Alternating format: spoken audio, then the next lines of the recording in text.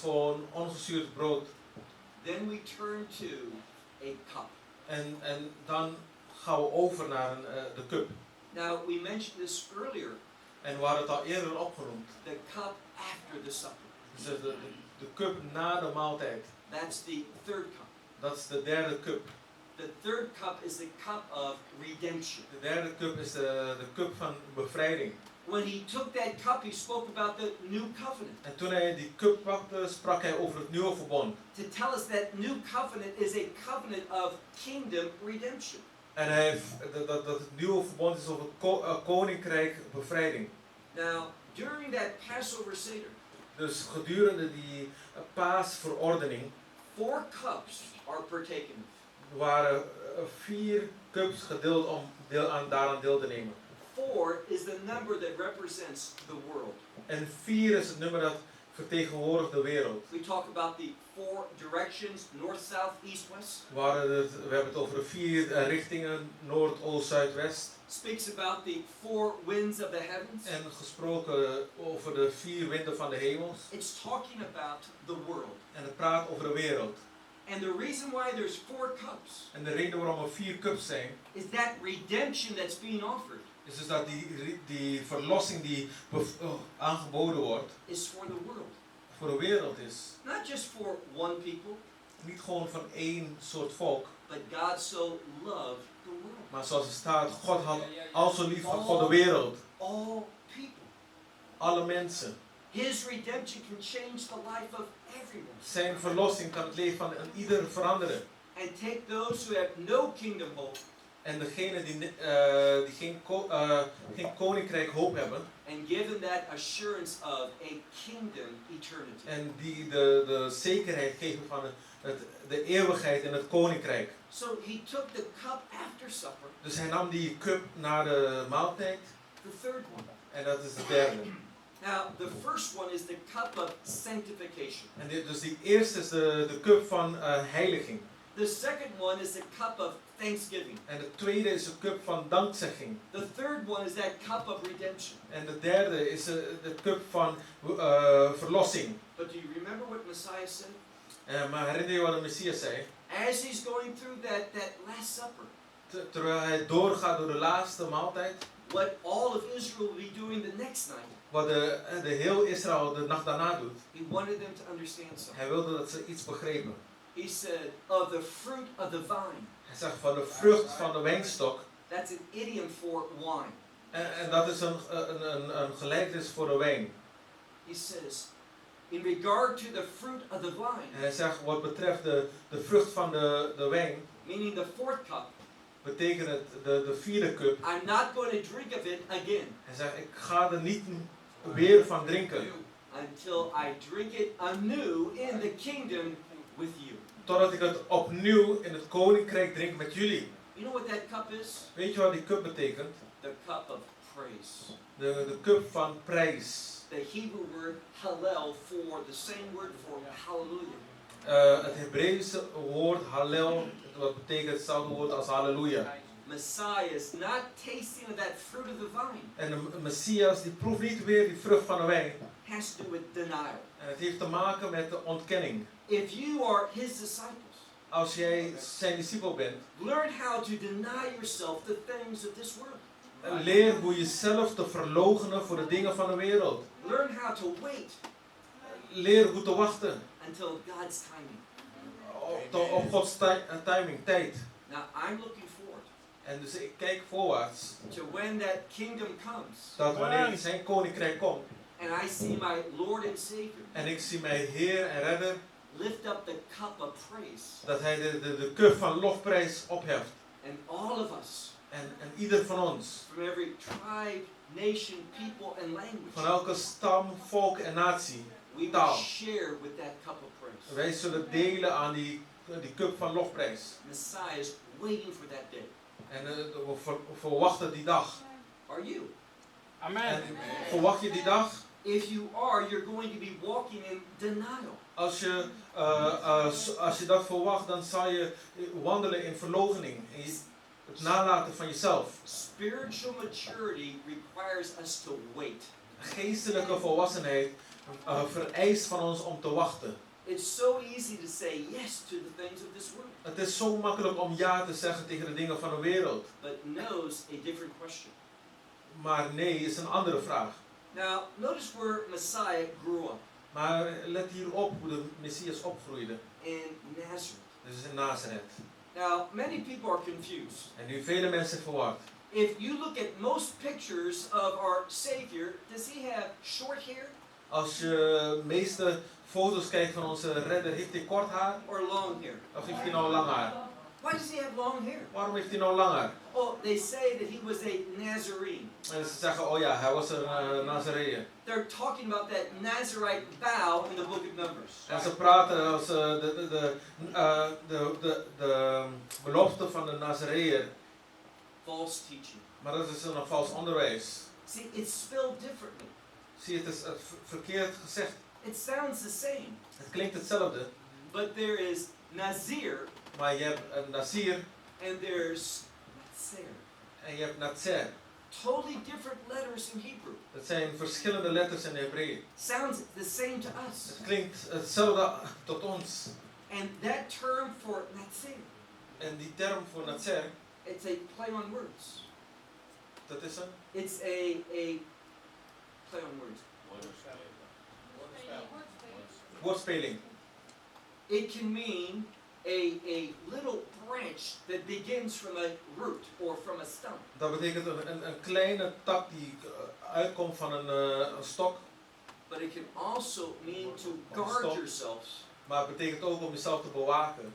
or simply to say no to temptation. Of simpel te zeggen nee tot verleiding. And that's what Messiah taught us. En dat is wat de Messias ons geleerd heeft. To deny ourselves. Om onszelf te verloochenen. He's our great high priest, Hij is onze hoge priester. never sinned, Nooit gezondigd.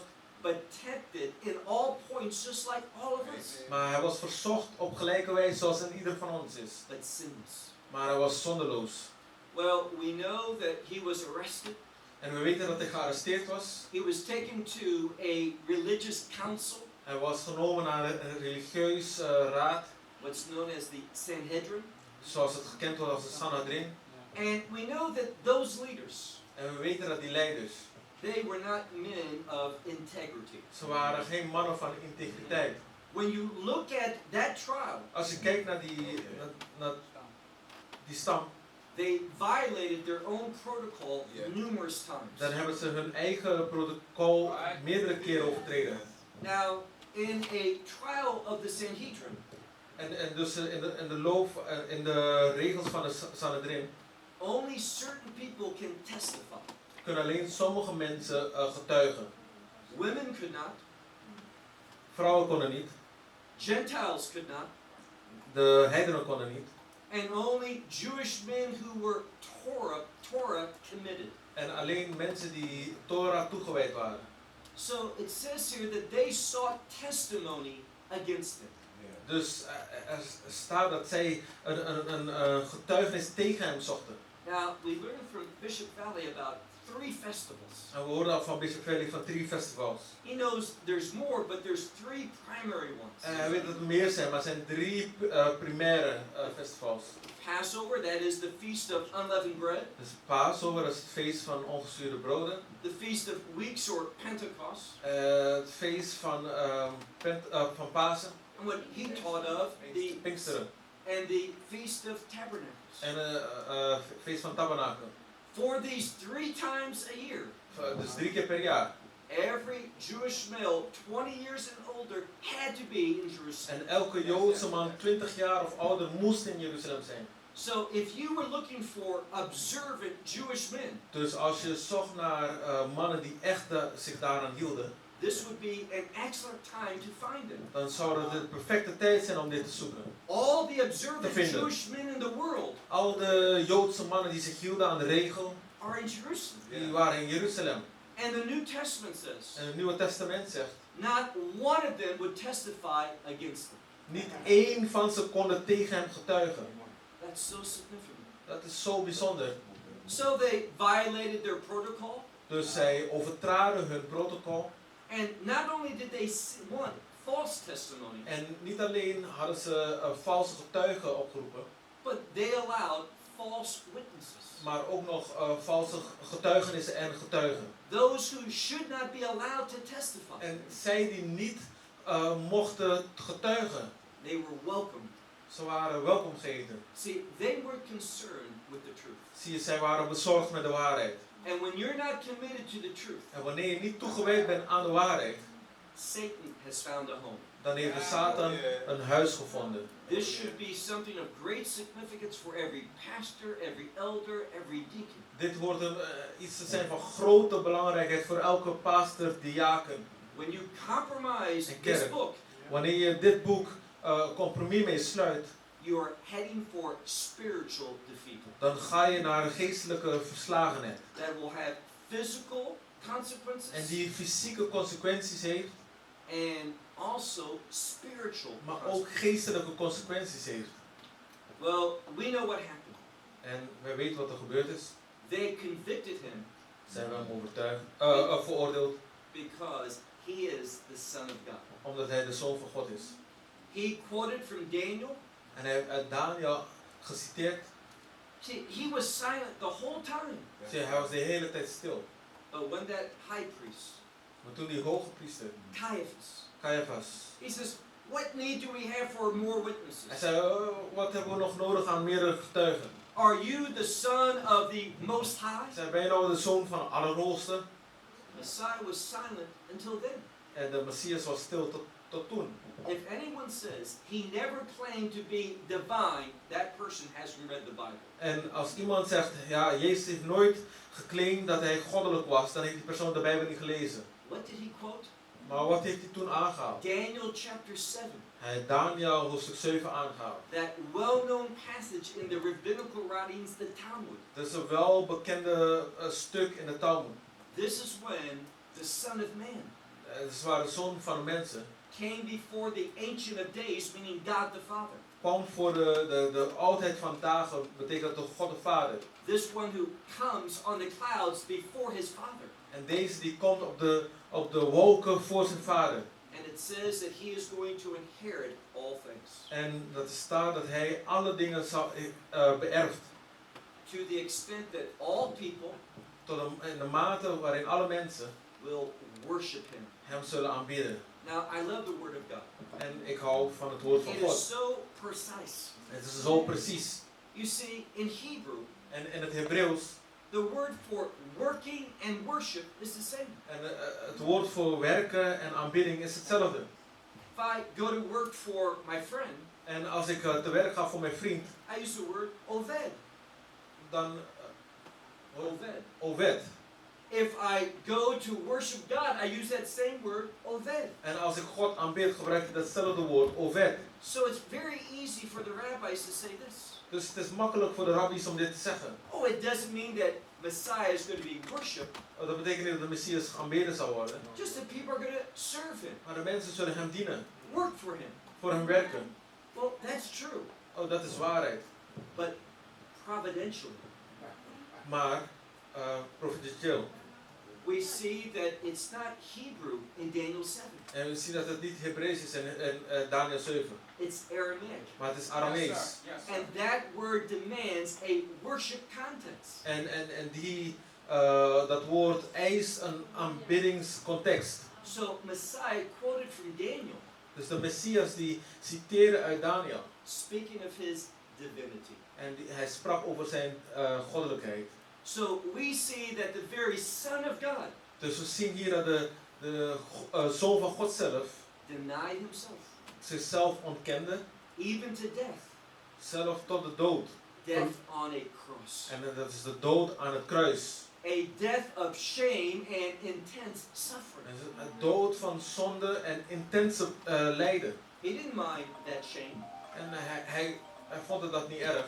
Are you willing to suffer shame for your Die Savior? schaamte. En ben je gewillig om schaamte te lijden voor Christus? Now, I'm not a prophet, Ik ben geen profeet. but I know something. Maar ik weet één ding. If you stand for this truth, Als je staat voor deze waarheid, you are going to be slandered by society. Zou je geslacht worden door de maatschappij? When you stand for this word of God, Als je staat voor het woord van God. when you agree with His moral standards, Wanneer je het eens bent met zijn morele standaarden. may not be tomorrow, Misschien is het morgen niet. may not be next year, Misschien is het niet volgend jaar. but I assure you, Maar ik verzeker je. one day you'll hear this. Op een dag ga je dit horen. You'll hear that, Je gaat dat horen, dat geklopt. and you will be arrested. En je wordt gearresteerd. There's coming a time when Christianity is going to be outlawed. En er komt een tijd dat de christenen buiten geschopt zullen worden. Als er buitenstander gezien zullen worden. And you're going to have to make a decision. En je zal een beslissing moeten maken. Is He really your Lord? En is hij echt jouw Heer? Who do you obey? Wie aanbid je? See, we see in the book of Revelation, Zie je wat zien in het boek van Openbaring. everyone's going to submit. En iedereen zal zich onderwerpen. You are either to submit to the one who loves you, Of je onderwerpt aan degene die van je died for houdt. you, that lamb, En voor je stierf, dat lam van God. or you are going to be making that image to the Antichrist and his empire. Of je gaat dat beeld maken van de antichrist en zijn deel toebehoren. And if you think that you won't be around ever to see the Antichrist, En als je denkt dat je niet in de buurt zal zijn om de antichrist te zien, I look forward to another invitation to teach about the last days. dan kijk ik uit naar een volgende uitnodiging om voor de laatste dagen te onderwijzen. Let me just give a commercial for a moment. Ik zal even een reclame maken. It's free. Het is gewoon gratis. If you go to our app, Als je naar onze app gaat, My Bible Study, mijn bijbelstudie, you go to articles, en dan ga je artikelen zien. you will find in that article section 28 questions concerning the last days. En je zoekt naar artikelen, dan vind je in die sectie 28 vragen over de laatste dagen. Now, you don't have to agree with me. Je hoeft het niet met me eens te zijn. In fact, there's no answers provided. En in feite, er zijn niet eens antwoorden voorzien. But you need to struggle with those questions. Maar je moet daar wel, je moet worstelen met die vragen. You need to have biblically based answers to them Je moet de Bijbel gebaseerde antwoorden hebben daarvoor. before you vocalize some belief concerning the last days. Voordat je wat geloof gaat uiten over de laatste dagen. Now, Messiah was crucified on Passover. En nu de Messias was gekruisigd op de paasdag. That's the Pasen. 14th day of the first month. En dat is de 14e dag van de eerste maand. You look at the Gospels. En als je kijkt naar de evangeliën, All four of them say en alle 4 zeggen, he was crucified on the preparation day. hij was gekruisigd op de voorbereidingsdag. That's another term for Passover. En dat is een andere term voor Pasen. They hurried to put his body into the tomb Ze hebben gehaast om zijn lichaam in de graf te zetten. before the Sabbath day. Voor de Sabbatsdag. But you got to read all of the scripture. Maar je moet al de schriften lezen. See, we hear Sabbath Zie, wij horen Sabbat.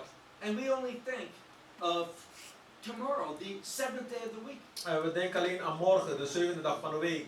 But there are many different Sabbaths biblically. Maar er zijn verschillende Sabbatten bijbels. You taught about one this morning. Je hebt over 1 gesproken deze ochtend. The Sabbath year. Het Sabbatsjaar. Every 7 years. Elk 7 jaar.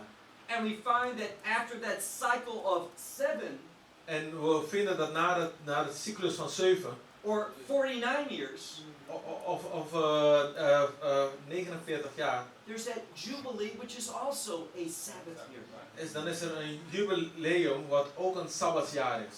There's also a high Sabbath. En er is ook een hoge Sabbat. Now, that's simply a primary holiday. En dat is simpel gezegd een basis vakantiedag. The first day of the Feast of Unleavened Bread is a high Sabbath. En de eerste dag van ongezuurde brood is een hoge Sabbat. That's the 15th day of the month. Dat is de 15e dag van de maand. Now, what we see in the scripture is this. En wat we zien in de schrift is dit. They were hurrying to put him into the tomb. Ze waren aan het haasten om hem in het graf te stoppen. Not before the seventh day Sabbath, Niet voor de 7e dag Sabbat, but before the high Sabbath. maar voor de hoge Sabbat. Read John chapter 19. En lees Johannes hoofdstuk 19 bijvoorbeeld, Leave verse 31. vanaf vers 31. It says just that a high Sabbath is what they were referring to. En het staat dat het de hoge Sabbat is waar ze naar verwezen. Now, look sometime at Luke chapter 23. En nu dat je daar